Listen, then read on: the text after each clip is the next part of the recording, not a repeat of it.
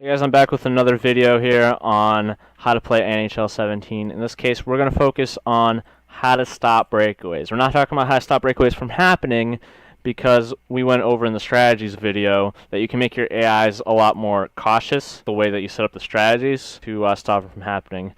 So when I switched my strategies, the other video, I found that I hardly ever get breakaways on me anymore. While before that, I probably got like 2 a game, and it was hard to watch. So this is in Draft Champions, my little playground where I kind of just have fun, do whatever I want. It's unranked. If you win, you get a cool collectible. If you don't win, then nothing happens.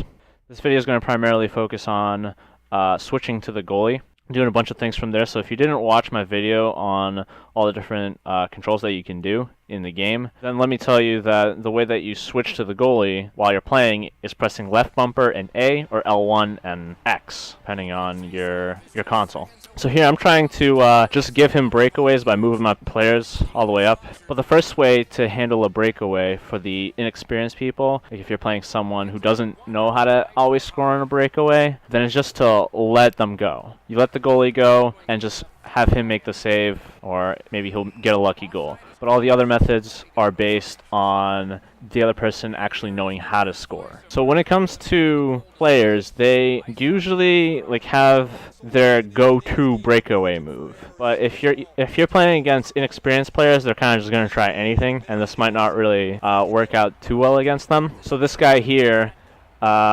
he just tries a little backhand forehand maneuver. We're going to assume, though, that he was trying to go backhand for the purpose of this experiment. So let's say his move is a backhand move.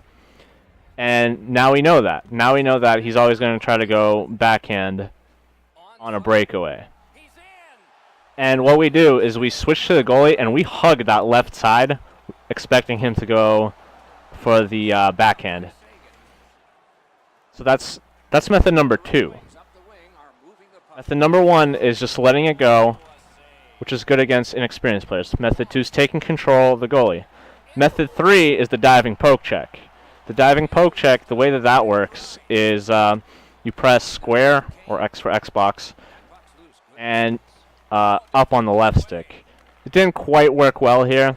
I don't often do it, but it's good for tripping players, or again just trying to poke check the puck with the goalie. It has a very far reach. That's the good thing about it. So it didn't work well there. So I decided, hey, why don't I give it another shot? And he kind of knows that I'm going to switch to the goalie. So he kind of shot that a little early. And when I did it kind of scared him, and he ends up missing the net. But usually that's what happens.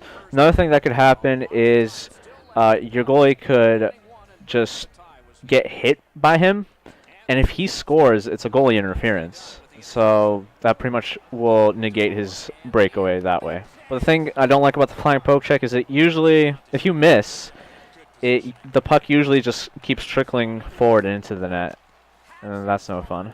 So here's the 4th method. The 4th method is based on the fact that he knows that I'm going to switch to the goalie. And so he's going to try to wait me out. And so what I'm going to do is I'm going to switch to the goalie really early.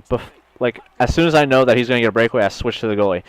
And so then when he gets closer, what I do is I press left bumper and A again, or L1 and X, and I go back to my player and let the goalie be in the AI's control. And so then the AI can make normal saves. So that's one of my favorite things to do against high-level players, because they're not even sure what's happening at that point. This gives you guys a lot of versatility. And so then the last method is the other method that I use, and that's pressing the Y button or the triangle button.